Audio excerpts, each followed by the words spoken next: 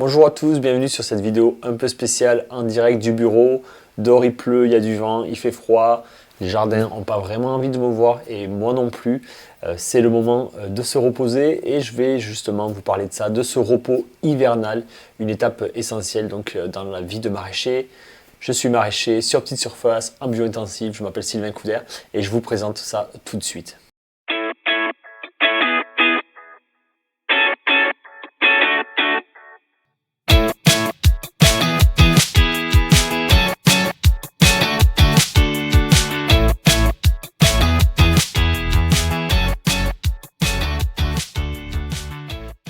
Donc le repos hivernal, c'est une étape essentielle pour réussir sa saison de maraîchage, mais aussi réussir toutes ces années qui s'accumulent. C'est ça le problème en fait qui peut arriver, c'est que parfois on a vraiment l'énergie lorsqu'on lance sa micro-ferme, lorsqu'on lance les cultures, etc.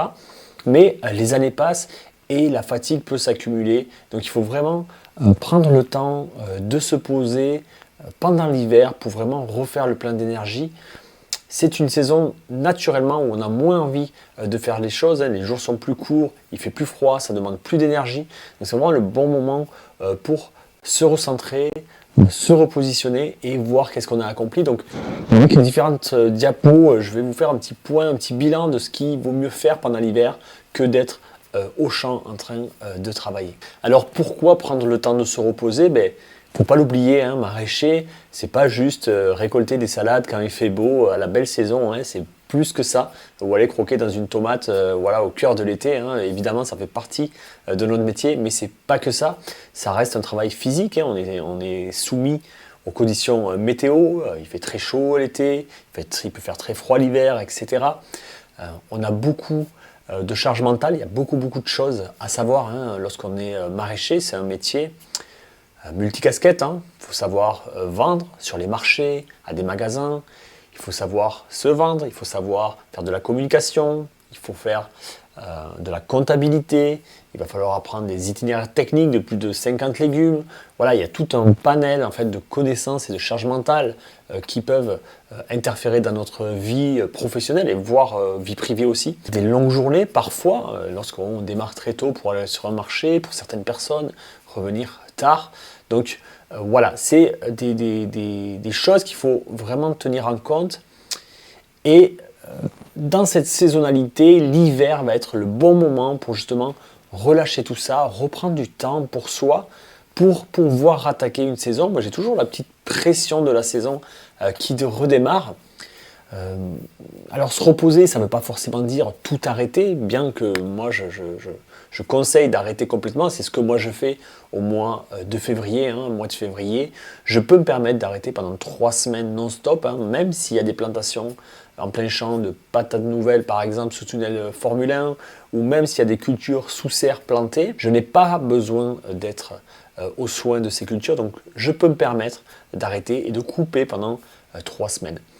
Et je le fais et je m'y oblige dans le maraîchage parce qu'il n'y a pas de fin, et ça c'est quelque chose que j'ai compris il y a pas mal d'années maintenant, mais lorsque vous travaillez sur une ferme, qu'elle soit maraîchère ou autre, en fait il n'y a pas de fin, il y aura toujours des choses à faire. Il y aura toujours un bout de hangar à réparer, des filets à plier, je ne sais pas quoi, ou la nouvelle idée que vous avez eue l'été dernier à mettre en place. Donc il n'y a pas de fin. Si vous n'acceptez pas à un moment donné d'arrêter, même s'il y a des choses à faire, ça ne va jamais s'arrêter de soi-même. Il faut vraiment bien penser à ça. C'est une des clés. J'aime bien dire aussi, parfois on me demande mais comment tu fais pour finir à l'heure? Juste, en fait, le moyen le plus simple de finir à l'heure, c'est d'arrêter à l'heure. Voilà, ça paraît ridicule dit comme ça, mais c'est tellement vrai. Vous finissez, vous arrêtez à l'heure, vous ne faites pas d'heure sup tout simplement, même s'il y a des choses à faire. Donc ça c'est quelque chose qu'il faut vraiment intégrer et il faut vraiment l'intégrer pendant l'hiver. Alors évidemment, ma ferme est organisée dans ce sens au niveau de la production. Donc moi je ralentis et j'arrête même totalement ma production pendant l'hiver. Donc pendant 3 mois, je ne vends pas. C'est pas pour ça que les clients m'oublient. Au contraire, ils sont très contents quand je reviens au printemps. Et puis ils acceptent aussi que j'ai ma pause hivernale. Je suis 100% producteur. Et donc je n'ai pas de la marchandise toute la saison. Alors Ça, c'est quelque chose que je conseille vraiment aux micro-fermes qui sont sur des modèles un peu comme le mien, avec une personne et demie ou des saisonniers. Parce que ça va être compliqué de vouloir tout faire. Hein. Si vous voulez avoir du légume de garde, faire tous les marchés toute la saison, plus des légumes précoces, prendre des vacances, etc. Voilà, sur toute l'année, c'est quand même complexe sur un modèle où on est 1,5, 2. Pour les personnes en collectif, en GAEC, c'est différent, où là on peut vraiment se relayer, où là il peut y avoir une dynamique autre pour, voilà, avec un objectif de vendre toute l'année. Ça c'est tout à fait concevable, mais attention, je parle surtout pour les micro-fermes où il n'y a qu'une ou deux personnes. Donc c'est un choix. Ces légumes-là, soit ils vont partir peut-être à une association, parfois dans des magasins de producteurs s'ils en ont besoin, ou tout simplement ils vont partir au compost, et puis voilà, hein, ça va renourrir la terre. C'est pas une perte en soi. L'important c'est que moi j'arrête à la date que je me suis fixée, et ça c'est important d'avoir cette date qu'on se fixe pour s'arrêter. Alors, s'arrêter pendant l'hiver, c'est pas non plus forcément ne rien faire, et d'ailleurs je divise un petit peu ce temps-là, parce qu'il y a vraiment une période où je ralentis et une période où je fais absolument rien comme en février. Mais avant justement d'arriver dans cette période de février, à l'automne, là, en début d'hiver, fin novembre, décembre, il faut vraiment réfléchir et se poser donc, et faire le point de ce qui s'est passé dans l'année. C'est quelque chose que je fais moi depuis maintenant 5-6 ans, j'ai pas toujours fait ça, hein. Ça fait pas 15 ans que je fais mon petit bilan avec mes objectifs, etc. Voilà, ce qui a marché, ce qui doit changer, mes objectifs pour l'année d'après. Alors ça peut être des choses toutes simples, hein. Et puis chacun a son objectif, quoi. C'est pas quelque chose forcément de grand, mais imaginons vous travaillez 45 heures par semaine, vous dites ben, voilà, l'objectif l'année prochaine c'est travailler 43 ou 42. Voilà, c'est un petit objectif. Ça peut être ça, objectif. Il y a des personnes qui prennent pas de vacances en maraîchage, je le sais. Hein. Peut-être que l'objectif, ben, l'année prochaine, prendre une semaine. Voilà, c'est important de le noter et de voir si justement on met en place les outils pour ça. Et puis moi je me le note, hein, j'ai un fichier informatique pour ça, et ça me fait toujours rigoler ou sourire de regarder les objectifs des années passées, voir si je les ai accomplis, et comme ça j'avance d'année en année pour arriver à des objectifs toujours de mieux en mieux pour moi. Évidemment, ils sont tous différents. Ça peut être des objectifs financiers, ça peut être des objectifs de temps de travail, des objectifs d'avoir plus de personnel ou moins de personnel, des objectifs privés. Enfin, il faut vraiment être libre là-dessus. Et c'est marrant parce que c'est un travail qui demande vraiment très peu de temps, peut-être 30 minutes quoi, pour poser ses objectifs. Et c'est vrai que ça fait quand même une différence, ça donne une visibilité sur ce qui s'est passé et sur ce qui va se passer. Sinon, on peut se retrouver en tant que maraîcher dans un genre de roue de hamster en fait qui n'arrête pas. Et si on ne fait pas cette pause à ce moment-là, dire ok, qu'est-ce qui s'est passé là, où c'est que je vais demain, vous allez peut-être vous retrouver au bout de 10 ans à regarder en arrière et dire waouh, mais qu'est-ce que j'ai fait en fait. Et donc c'est important de se poser. Pour ça, je vous ai fait un petit fichier léger juste pour vous aider et vous donner des pistes, et je vous le mets en téléchargement juste en dessous de la vidéo, comme ça peut vous mettre un cadre pour fixer vos objectifs là si vous ne l'avez pas fait pour l'année qui arrive. Un autre point hyper important justement à cette fin de saison, c'est préparer sa planification de culture. Ça, c'est quelque chose qui va nous permettre d'anticiper énormément la saison qui vient. C'est primordial. Moi, je l'ai fait pendant des années sur des fichiers Excel, et je sais qu'encore des personnes le font sur fichiers Excel. Mais aujourd'hui, franchement, il y a des outils numériques. Moi, je ne suis pas affilié, hein, mais il y a CropBringel, il y a Heirloom, il y a Elseard. Il y en a d'autres. Hein. N'hésitez pas à les mettre en commentaire pour ceux qui veulent partager d'autres logiciels. Mais ça fait une différence d'utiliser un logiciel professionnel. Évidemment, moi je suis à fond CropBringel, c'est le logiciel que j'utilise. Je donne des formations là-dessus aussi, mais voilà, je vous dis, prenez-en. Je sais pas comment on dit, mais c'est vraiment quelque chose qui va changer votre vision de votre planning. Ça va vraiment vous améliorer sur le long terme, et ça va vous donner une visibilité de ce qui se passe sur votre ferme. Et ça, donc ça se prépare pendant l'automne, pendant l'hiver, hein, et pareil, novembre, décembre pour être prêt donc en mars quand tout va redémarrer. Moi, c'est ça qui va me permettre de faire mes commandes de semences, de plants, etc. Donc c'est à ce moment-là que je dois réaliser ma planification.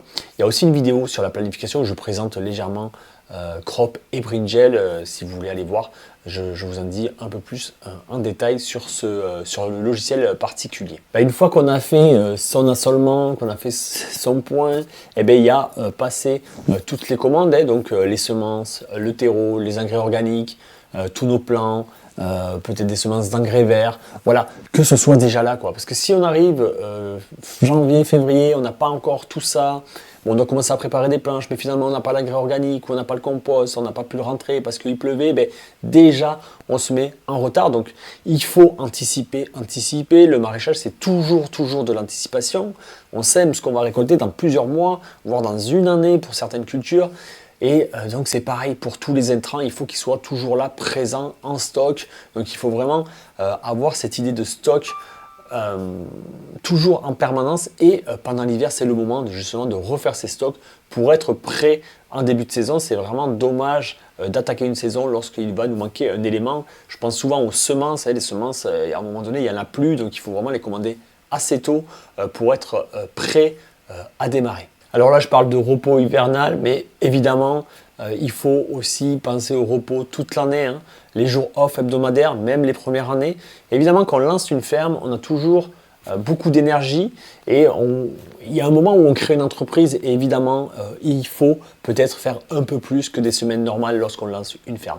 Mais rapidement, il va falloir se caler avec des journées off obligatoires chaque semaine, avec des vacances obligatoires. Moi, je suis entre 8 et 10 semaines de vacances. J'ai 2 jours off par semaine au maraîchage. Mais ça demande de l'organisation. Ça n'arrive pas du jour au lendemain. Tout est planifié, tout est fait comme ça dans ma ferme pour que j'arrive à ce résultat-là. Je pense aux vacances en pleine saison, par exemple partir au mois d'août, pour certains c'est impossible, mais moi je pars depuis des années au mois d'août. D'ailleurs début août c'est toujours un petit creux dans le maraîchage, donc c'est toujours le bon créneau si vous devez partir l'été. Début août c'est toujours un très bon créneau, mais les personnes avec qui je travaille, et c'est souvent des nouvelles personnes, chaque année, j'ai pas des gens qui restent, ça m'est arrivé des gens qui sont restés plusieurs saisons, mais il y a souvent des gens qui restent, enfin qui refont des nouvelles saisons. Et du coup, dès le mois de mars, moi je pense que je vais partir au mois d'août. Donc je m'assure que d'ici là, les personnes soient autonomes. Si vous ne rendez pas les gens autonomes sur votre ferme, vous ne pourrez pas partir. Il y aura toujours quelque chose qui va se passer juste avant le départ. Donc fixez vos dates de vacances et puis faites en sorte que les personnes qui vont vous remplacer à ce moment-là soient formées le jour J avant de partir, sinon vous n'allez pas partir. Ça, c'est quelque chose qui s'anticipe, qui s'organise pour pouvoir être vraiment tranquille et avoir ces temps de repos en famille, même pendant la saison. Alors, je conclue avec cette dernière diapo. On voit que je suis super content d'ailleurs sur cette photo à récolter des courgettes. Après 15 ans de maraîchage, ça me va encore de récolter des courgettes. Tout ça, c'est pas que du hasard, c'est vraiment une organisation, une planification, c'est une vision de la ferme que j'ai appris. Est-ce que c'est lié au modèle bio-intensif ? J'ai envie j'ai l'impression en tout cas que dans ce modèle-là, que je transmets aujourd'hui à travers les formations, tous ces outils que j'ai mis en place, des outils numériques, mais des outils aussi physiques, des choix de culture, des choix sur ma ferme, qui font qu'aujourd'hui, j'ai du temps pour me reposer. Je vous ai parlé entre 8 et 10 semaines de vacances par an, des jours off. Je ne fais jamais plus de 40 heures par semaine. J'ai pas des pics de travail. En fait, les pics de travail ils vont être absorbés parce qu'il y aura un peu plus de saisonniers. On ne fait pas d'heures supplémentaires. Voilà, c'est ça que je cherchais. Il n'y a pas d'heures supplémentaires. Moi, ma saison, elle va se dérouler comme ça, sans encombre. Il y a les 2 personnes qui arrivent sur la ferme début mars. Et puis voilà, donc c'est ça, cette anticipation, ça se prépare pour être plus serein et vraiment se reposer pour durer dans le temps, parce que l'idée quand même d'être maraîcher, c'est de durer dans le temps pour faire des fermes qui tiennent pendant de nombreuses années. Donc voilà, je vous mets un petit lien dans la vidéo, enfin sous la vidéo, si vous voulez avoir un petit exemple de objectif, voilà comment je fais bilan et objectif. Et puis bonne saison, pensez bien à vous reposer maintenant parce que le mois de mars c'est demain et ça va arriver très vite.